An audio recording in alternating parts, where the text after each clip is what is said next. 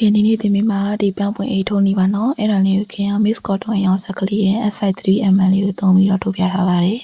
ခင်တို့ဒီဗီဒီယိုလေးကိုစပြီးသွားလိုက်ရအောင်နော်ခင်တို့ဒီပထမဦးဆုံးချိန်လေး6ခုထိုးမယ်နော်ဒီမှာချကိုင်းလေးတိုင်းကိုင်းမယ်ပြီးရင်စလင်းတော့弄မယ်ပြီးရင်ခင်တို့ဒီဖုံးမီ6ခုထိုးမယ်နော်1 2 3 4 5 6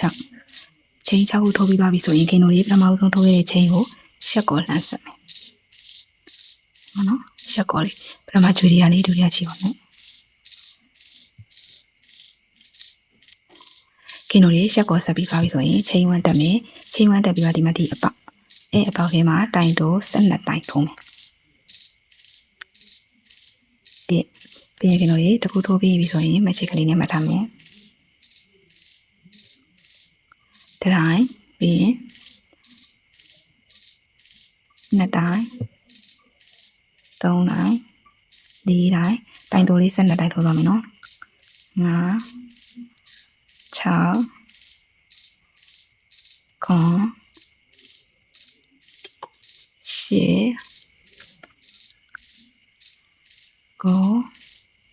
10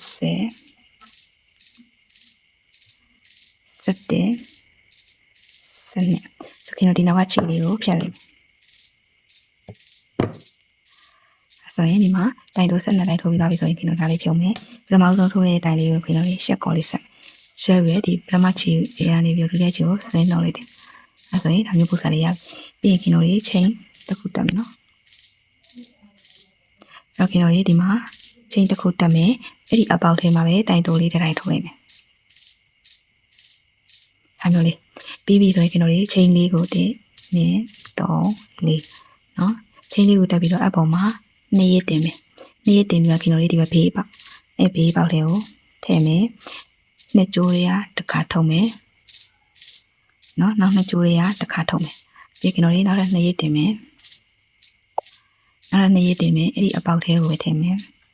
နှစ်ကြိုးတွေကတစ်ခါထုံမယ်နောက်ထပ်2ကြိုးတွေကတစ်ခါထုံမယ်ဒါမျိုးလေးကြည့်နော်နောက်ဆုံးတစ်ကြိုးကိုထားခဲ့ပြီးရင်အပေါ်မှာ2ရက်တင်မယ်အဲ့ဒီအပေါက်ထဲမှာပဲထည့်မယ်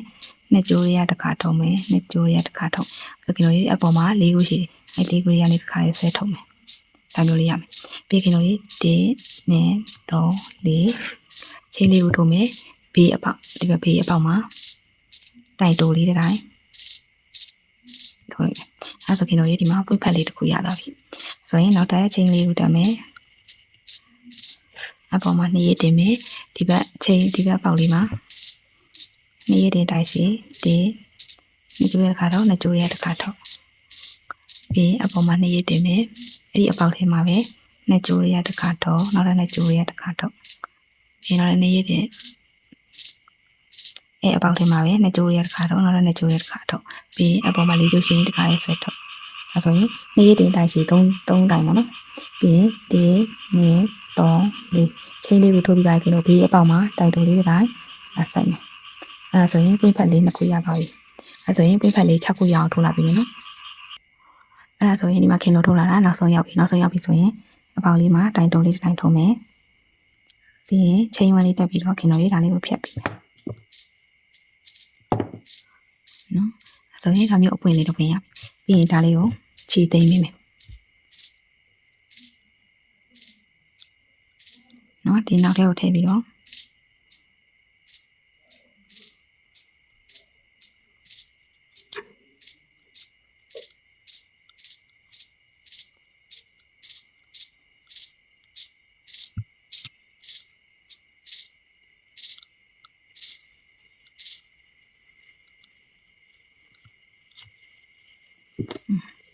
ဟာမျိုးလေးဆိုရင်ခင်တို့ဒီမှာဝိဖက်လေးတစ်ခုပြီးသွားပြီပါနော်ဆိုတော့ခင်တို့ရဝိဖက်လေးကိုဆက်မှာဆက်တဲ့ခါကျဘလို့ဆက်မယ်ဆိုခင်တို့ပထမဦးဆုံးအောက်ခြေမှာဆိုရင်1 2 3 4ဝိဖက်လေး4ခုကိုဆက်မယ်နော်ဒီမှာနော်1 2 3 4ဒါအောက်ခြေရိုး1 2 3 4အဲ့လေးကိုဆက်တာလေးကိုခင်ပြပြီနော်ဆိုတော့ခင်တို့ဒါပထမဦးဆုံးတစ်ခုပြီးပါပြီဆိုရင်နောက်တစ်ခုကိုလည်းအဲ့လိုမျိုးလေးပဲထိုးမယ်ချိန်6ခုထိုးမယ်3 4 5 6ပြီးရင်ပထမဆုံးဟာလေးမှာရှက်ကော်လေးဆက်ပြီးမယ် ပြီးရင်ချိန်ဝန်းလေးတက်မယ်တိုင်တိုး12တိုင်ထိုးသွားမယ်နော်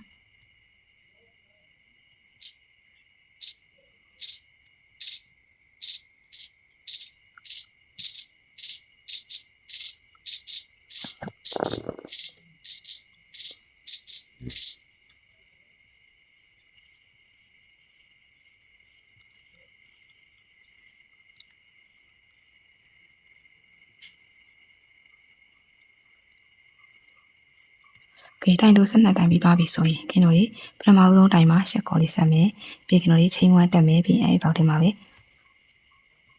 ဒါမျိုးနော်အမျိုးရပြီးတော့ခင်တို့1 2 3 4ချိန်လေးကိုထိုးပြီးသွားပြီဆိုရင်ခင်တို့ဒါလေးနဲ့ဆက်တော့မယ်ဒီမှာဒီဥစ္စာရေးမှာဒီထိတ်လေးတွေကိုဝင်လိုက်မယ်ဝင်ပြီးသွားရင်ဒီချိန်လေးကိုဆက်ထားတဲ့ဟာလေးကိုလှမ်းဆွဲမယ်နော်ဆိုရင်ဒါမျိုးလေးရမယ်အဲ့လိုမျိုးရပြီဆိုခင်တို့1 2တိုင်းရှိဒီမှာဘေးပေါက်မှာပုံမှန်တိုင်းလေးပဲထိုးသွားမယ်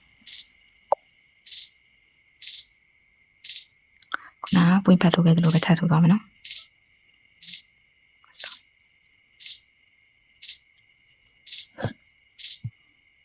ဆိုရင်ဒီမှာ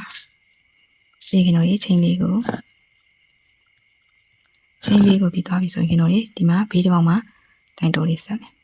ပြီးခင်တို့1 2 3 4ချိန်လေးကိုထိုးပြီးသွားပြီဆိုရင်ဒီဘက်ကနောက်တစ်ပွင့်နဲ့နော်နောက်တစ်ပွင့်ထိတ်ကိုယူမယ်ပြီးရင်ဒီဥစ္စာလေးကိုလှမ်းဆွဲမယ်ပြီးတော့နေရတဲ့တိုင်းရှိဘေးတစ်ပေါက်မှာတဲ့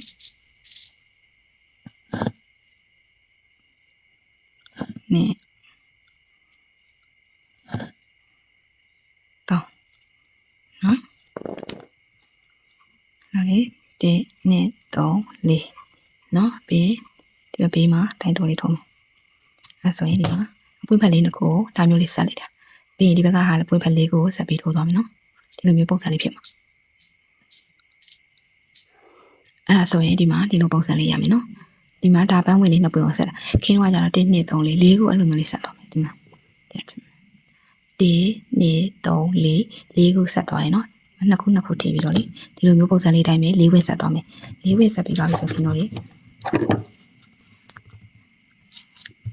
သွားပြီဆိုရင်ပြန်ပါ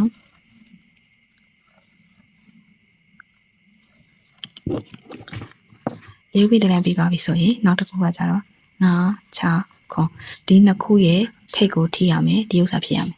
ဟုတ်တယ်နော်မနော်ဒီနှစ်ခုကိုထိပြီးတော့ဒီမှာအဲ့လေးရခင်ဒီမှာမနော်ဒီနှစ်ခုကိုထိပြီးတော့ဒီမှာတပွင့်ထိုးထားတာနော်အဲ့ထိုးထားတာလေးခင်ပြမယ်မနော်ဒီနှစ်ခုကိုထိပြီးတော့ပေါ်တက်ပါနော်မှာလေးပွင့်ဒါတပွင့်ဆိုရင်ဒီမှာခင်တို့လေးချင်းလေးကိုထိုးလိုက်သူကဒီထိတ်ကိုထိရမယ်ပြီးရင်ဒီနှစ်ခုဆက်ထားတာကိုထိရမယ်ဒါကိုထိရဆိုတော့ခင်တို့ဒီထိတ်ကနေရေးစားထိုးမယ်နော်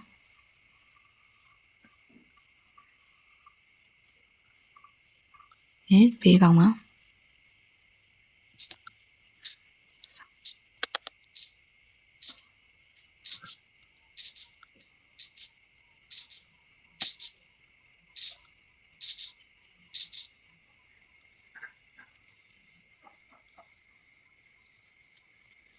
1 2 3 4ဒီကနေ့တိုင်တော်လေးထုံးမယ်ပြီးရင်1 2 3 4ဆိုတော့ဒီနှစ်ခုပူးထားတာလေးလဲရနေဒါယူလာဆွဲမယ်ပြီးနေရတင်မယ်ဒီကောင်မှာ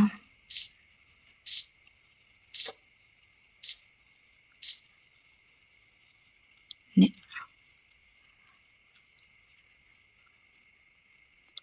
နော်တော့ပြီး1 2 3 4နောက်တစ်ပေါက်မှာတိုင်တိုးထုံးမယ်ပြီးကနေ့1 2 3 4ဆိုတော့တောက်ထည့်ရတောက်ထည့်ပြီးဒီပန်းဝင်ရဲ့ဒီထိတ်ကိုထိမှာ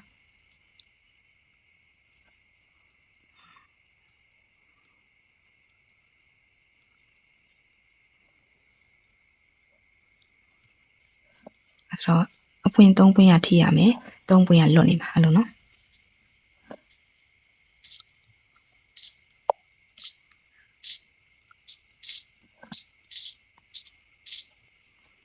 အဲ့ဆိုရင်နားလည်မလားမသိဘူးနော်ပြောချင်တာဒီမှာဒါ6ခုပြောင်းတော့နော်ဒီမှာ1 ဒီဘက်ပွင့်ရဲ့ထိတ်ကိုလည်းထိရမယ်ဒီနှစ်ခုဆက်ထားတာရဲ့အလယ်မှာလည်းထိရပြီးဒီဘက်ပွင့်ရလည်းထိရမယ်အဲ့လိုမျိုးလေးနော်ဆိုခင်တော့ဒါမျိုးလေးနောက်တစ်ပွင့်ကြရင်လည်းအဲ့လိုမျိုးပဲဒီဥစ္စာရဲ့ထိတ်ကိုထိရမယ်ပြီးဒီမှာနှစ်ခုဆက်ထားတာဒီမှာလေး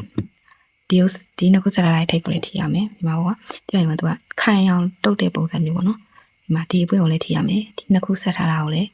ထိရမယ်ပြီးဒီမှာပရမမူလမှာအောက်ခြေကနှစ်ခုဆက်ထားတော့ထိရမယ်ဒီဘက်ကအပွင့်ကိုလည်းထိရမယ်နော်ဒါမျိုးလေး1 2 3 4ခုနောက်တစ်ခုကျတော့4ခုတော့ထိတာ1 2 3 4တခြားကြည့်တာနော်ခင်တခြားလေးပြပေး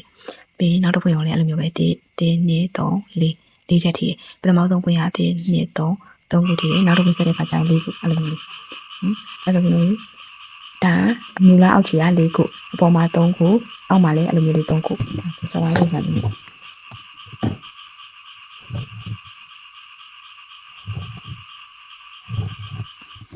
ခွန်ရှစ်ကို30အဲဆိုရင်ကျွန်တော်ဒီလိုမျိုးထိုးမှာ1 2 3 4ခုထိုးမယ်ပြီးရင်5 6ခွန်ဒီနှစ်ခုကြားတယ်ဒါကိုထိရမယ်နှစ်ခုဆက်ထားတာကိုထိရမယ်ဒီဥစ္စာကိုထိရပြီးရင်အဲ့လိုမျိုး10ခုရအောင်ထိုးလာမယ်ဆိုရင်မခင်ထိုးလာတာ10ခု1 2 3 4 5 6ခွန်8ကို10ဆိုတော့ကျွန်တော်ဘယ်လိုဆက်သွားမလဲဆိုတော့ဒီမှာ17 12 13ဘယ်လိုဘယ်နာမှာဆို17 12 13ခင်တို့ရေးဒီမှာ1 2 3 4 5 6ခွန်8 9 10ပြီးရင်ဒီဘက်မှာ10 17 12 13 14 15 16ပြန်သွားမှာဘေးမှာ3ခုစီပြန်သွားမှာဒီမှာဒါမူရင်1 2 3 4 5 6ခွန်8 9 10ဒီဘက်ဘေးက3ခုကခုနထပ်ဖြည့်ထားတာ17 12 13မတူဘူးနော်အဲ့ဒါလေးထိုးတာမတူဘူးဘာလို့မတူလဲဆိုခင်ဗျတို့ဒီမှာထိုးခဲ့တာ6ခုထိုးခဲ့တယ်ဒီဘက်ဘေး3ခုကိုကြတော့2ခု4ခု5ခုပွင့်ဖက်လေး5ခုနဲ့ထိုးမှာနော်ဘေးက3ခုကိုပွင့်ဖက်5ခုခင်ဗျဒီဘက်ဘေးထိုးပြီးဆိုတော့ဒီဘက်ဘေးထိုးတာလေးပြမယ်ပွင့်ဖက်5ခုဆိုတော့ခင်ဗျတို့ဒီမှာဥဆုံးချင်းရတော့6ခုပဲထိုးမယ်နော်အော်နေကြားရဲ့ white ကလေးတွေညီအောင်လို့1 2 3 4 5 6ပြီးမူလပထမဆုံးဟာလေးမှာရှက်ခေါ်လေးဆက်မယ်ချင်း1လေးတက်မယ်ဒီခွင်းလေးထဲမှာတိုင်တို10တိုင်ထိုးမယ်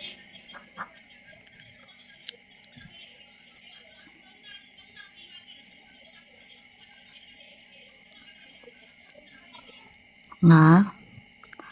6ခွန်8 9 10မူလအားလေးနဲ့ရှက်ခေါ်လေးဆက်ပေးမယ်ပြီးရင်ချင်း1တက်မယ်တိုင်တိုတိုင်းထိုးမယ်ပြီးခင်တော့ဒီချင်းလေးကိုထိုးမယ်1 2 3 4နော်ချင်းလေးကိုထိုးပြီးသွားပြီဆိုခင်တော့ဒီမှာဘေးကနေဆက်ဆက်မယ်ဆိုတော့ဒီမှာသူကကြတော့ဒီကိုထိမယ်ပြီးရင်ဒီမှာနှစ်ခုဆက်ထားတာကိုထိမယ်ပြီးရင်ဒီအပွင့်ကိုထိမှာ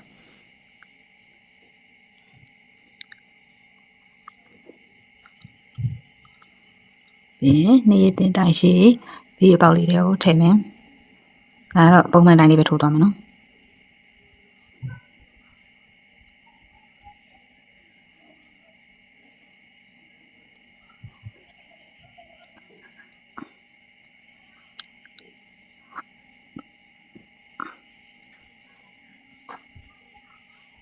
ပြီးရင်ဒီကလေးဒီနှစ်ခုပူးထားတဲ့ဒီကလေးကိုထိမှာ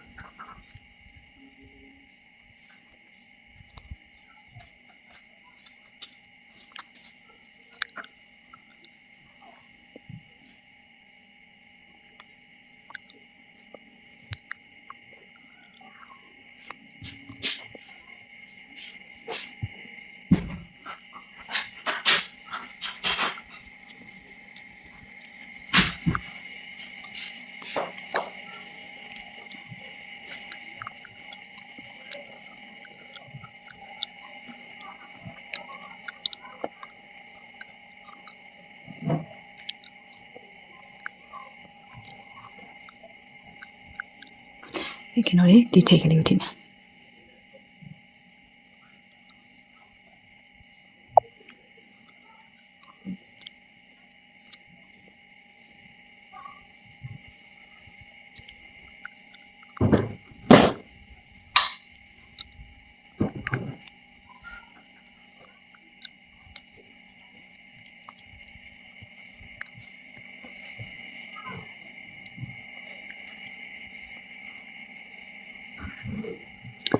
မ3ခုပြီးသားဆိုခင်ဗျာနောက်2ခုကိုဆက်ပြီးထိုးသွားပြီမယ်5ခုပဲရှိရမှာနော်5ခုရှိရမှာဆိုခင်ဗျာဒီမှာ3ခုထိုးပြီးသားပြီဆိုတော့နောက်2ခုကိုလေအဲ့တိုင်းလေးဆက်ထိုးသွားပြီမယ်အဲ့ဒါဆိုရင်ဒီမှာခင်တို့လေး1 2 3 4 5ပွင့်ဖက်5ခုနဲ့ပြီးမှဆက်လိုက်ပြီးရင်ဒီဘက်မှာ3ခုလောက်ပါမယ်နော်3ခုလောက်ပါဆိုခင်တို့အပေါ်ဆုံးက1ခုထိုးပြီးရင်ပြီးဒီအောက်ဆုံးက1ခုထိုးမယ်အလဲဟာအောင်နောက်ဆုံးမှထိုးမယ်ဆိုတော့ကိုခင်တို့ဒီအောက်ဆုံးကဟာလေးထိုးမယ်အောက်ဆုံးကထိုးလိုက်ကြလဲအဲ့တိုင်းပဲဒီမှာတွဲမယ်ဒီမှာတွဲမယ်ဒီမှာတွဲမယ်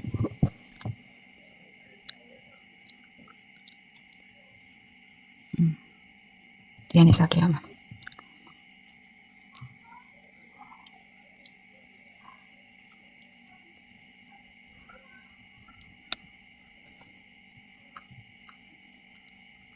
ဒါတော့မူလာတိုင်းလေးပဲထိုးမယ်နော်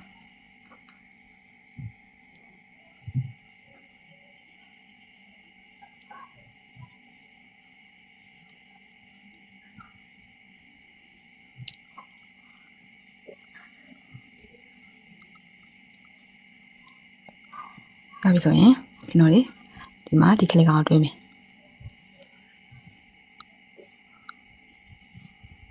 ပြီးရင်နောက်တစ်ခုကြာရင်ခင်တို့ဒီမှာတွဲမယ်နော်အဲဆိုရင်ခင်ရဒီမှာအပေါ်တစ်ခုထိုးတယ်အောက်တစ်ခုထိုးတယ်ပြီးရင်အလဲဟာလေးကြတော့ခင်တို့လေဒါကိုထိမယ်ဒီနှစ်ခုတွဲထားတဲ့ဒါကိုထိမယ်ဒါကိုထိမယ်ဒါကိုထိမယ်၄ခုစုံပြီးထိရမှာဒီမှာပွင့်ဖက်ထိတယ်နှစ်ခုတွဲဟုတ်တယ်နှစ်ခုတွဲဟုတ်တယ်ပွင့်ဖက်ထိ၄ခုလုံးထိထားမယ်အလဲမှာဒီတစ်ခုပဲလွတ်နေမှာအဲဆိုရင်အဲ့လိုမျိုးလေး၃ခုပေါ့နော်ဆိုရင်အဲ့ဒါလေးကိုထိုးလေးပေါ့နော်ထိုးတက်ပြီးထင်းနေနော်အဲ့လိုမျိုးလေးထိုးသွားမယ်အဲ့ဒါဆိုရင်ဒီမှာခင်းထိုးလာတာဒါမျိုးလေးရပြီအလဲဟာ1 2 3 4 4ခုလောက်ထိရနော်ဒီမှာတစ်ခုပဲလွတ်တာဆိုရင်ခင်းတို့16ခုရှိရ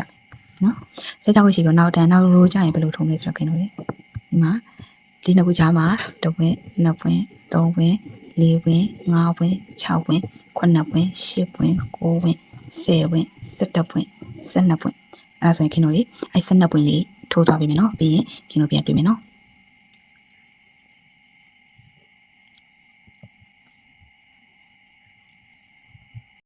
ဆိုရင်အခုဒီမှာခင်းထိုးလာတာပြီးပြီပေါ့နော်ဒီမှာပြော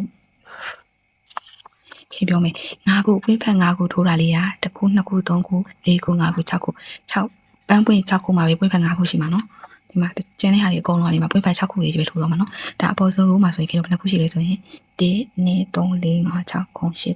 11 12ပွင့်ရှိရမယ်12ပွင့်ရှိမှာခင်ဗျရဲ့ဒီအိတ်ကလေးကဒီလိုထောင်းမှန်လေးနဲ့ဒီလိုမျိုးလေးပုံစံတခြားလေးဖြစ်မှာနော်ဒါခြေရပြီးနောက်မှာကျောက်ကလေးနဲ့တင်ရမှာနော်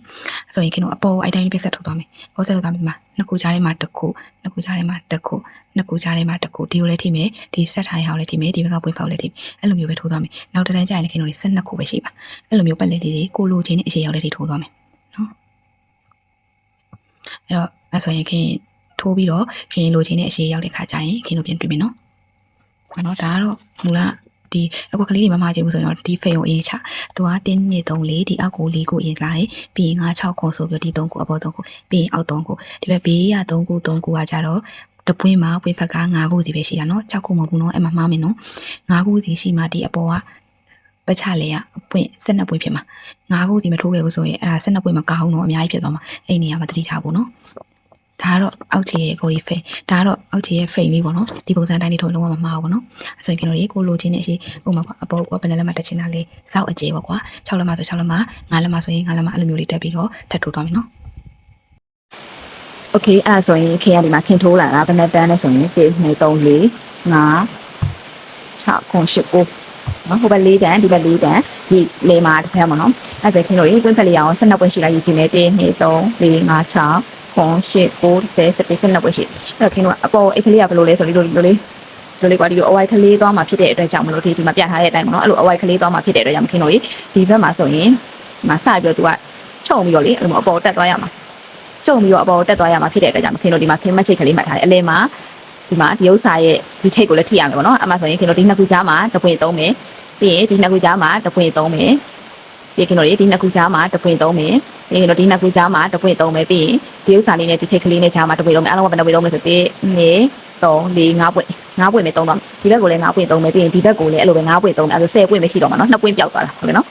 2ပွင့်ပြောက်သွားတာဒီမှာခင်တို့ဒီကနေစပြီးတော့ဒီလိုလုပ်သွားမယ်ပေါ့နော်ဆိုရင်ခင် ပန်းဝင်ဆက်တာတွေကတော့ဒီပုံစံတိုင်းမဆက်မှာခင်ဒီမှာပြောတာဒီနားကိုခြံထားခဲ့မှာဟိုဘက်ကောဒီဘက်ကောဒီ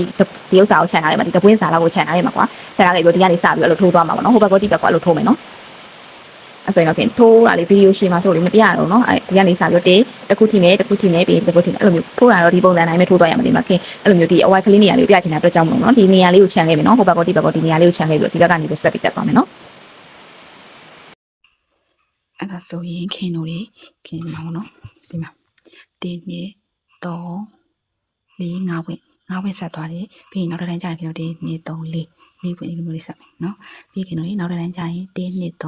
3ဝင့်ဆက်မယ်နောက်တစ်တိုင်းကျရင်2ပွင့်ဆက်မယ်နောက်ဆုံးတစ်တိုင်းကျရင်5ပွင့်ဆက်မယ်တပွင့်ပေါ့ sorry နော်2ပွင့်ဆက်မယ်အဲ့ဒီ2ပွင့်ဆက်တဲ့ခင်အချိန်မှာခင်ပြောချင်တာကပွင့်ဘက်ကိုတင်းနေ3 4 5ပွင့်ဘက်5ခုလေးယူထားတယ်ဒီပွင့်ဘက်5ခုယူတာခင်အောက်မှာ5ပွင့်ထိုးနေပြပြထားတယ်ပေါ့နော်ဆိုရင်ဒီလိုမျိုးလေးဖြစ်မယ်အဲ့ဒီမှာမခင်တို့ဒီမှာနောက်တစ်ခုကျရင်ဘယ်နှပွင့်ဆက်မလဲဆိုတော့2ခု4ခုပဲဆက်လို့ရတော့မယ်အဲ့ဒါလေးခင်ပြချင်တာဒီမှာခင်ဆက်ထားတယ်ဒီမှာဒါ1 2 3 4 5ပွင့်ဆက်တဲ့ဟာပြီးနောက်တစ်ခုကျရင်ဒီမှာ4ပွင့်ပဲရှိတော့4ပွင့်အောင်မှာ2ခုဆက်ပြီးဒီမှာ2ခုဆက်အခုဒီ4ပွင့်ဆက်တာလေးကိုခင်ပြချင်တာအဲ့ဒါရင်ခင်တော့ဒါပုံမှန်တိုင်းလေးပဲတော်မယ်နော်1 2 3 4 5 6ဒါတော့ပုံမှန်တိုင်းပဲပြီးရင်ပထမဦးဆုံးပေါက်မှာရှက်ကော်လေးဆက်ပြီးမယ်ပြီးရင်ချိန်ဝန်းတက်မယ်ခင်တို့ဒီတိုင်းတိုးလေးတစ်တိုင်းထိုးမယ်တစ်တိုင်းနှစ်တိုင်းသုံးတိုင်း4 5 6 8ပြောချင်တာအမှတိုင်တိုး12တိုင်းမထိုးပဲနဲ့ခင်တို့ဒီမှာတိုင်တိုးလေး8တိုင်းမထိုးမယ်အဲ့ဒါဆိုရင်ခင်တို့လေး4ပွင့်ပေါ့နော်4ပွင့်စားလေးရဆိုရင်ပထမဆုံးတိုင်လေးမှာခင်တို့ရှက်ကော်လေးလာဆက်ပြီးမယ်ပြီးရင်ချိန်ဝန်းတက်တယ်ရှက်ကော်ဆက်တယ်1 2 3 4ချိန်လေးကိုတက်တယ်ပြီးခင်တို့ဒီမှာဒီဘက်မှာဆိုရင်ဘယ်လိုဆက်မလဲဆိုဒီထိပ်ဆုံးက2ခုမှာဆက်သွားတာပေါ့နော်ဆိုရင်ဒီမှာခင်ဒီမှာဆက်ကြမယ်နော်ဒီမှာဒီတစ်ခုလေးဝင်မယ်ဆွဲမယ်ချိန်ဝန်းတက်မယ်ပြီးတာတော့ပုံမူလားပုံစံတိုင်းမထိုးသွားမယ်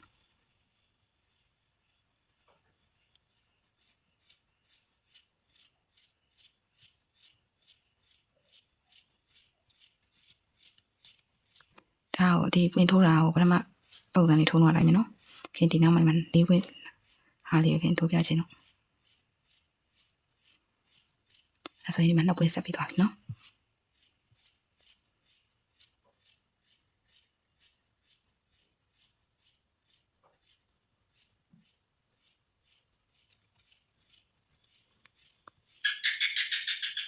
အဲဆိုရင်နောက်ထပ်2ပွင့်ကိုလည်းဆက်ထိုးသွားမယ်နော်အဲ့ဒါဆိုရင်ခင်တို့ဒီမှာကိုကလေဒီဥစ္စာရဲ့အရှိကိုဒီကိုင်းရဲ့အရှိကိုစိတ်ကြိုက်ထိုးလို့ရတယ်ခင်ဗျာကြောင့်ဒီမှာ2ခုတွဲက1 2 3ခု4ခုမှာခင်တို့နောက်ဆုံးထားလိုက်တော့မယ်ခင်ဗျာဒီဘက်ကဟာနဲ့တွဲမယ်ကိုဒီကျိုးအချက်လုပ်လို့ရတယ်နော်ကိုရှည်ချင်းတော့ရှည်လို့ရခင်ဗျာတို့တော့အရှိပဲလို့ချင်တာဖြစ်တဲ့ကြောင့်မို့နောက်ဆုံးတက်ပြီးတော့ခင်ဗျာဒီဘက်ကဟာလေးနဲ့ပြန်တွဲပေးရမှာလေအဲ့တော့ခင်ဗျာဒီမှာနော်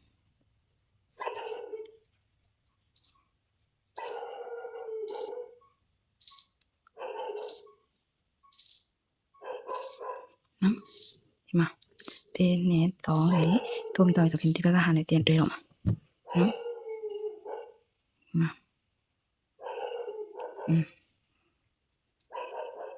ပြီးရင်ပုံမှန်တိုင်းလေးပဲခင်ဗျာပြန်ထိုးသွားမယ်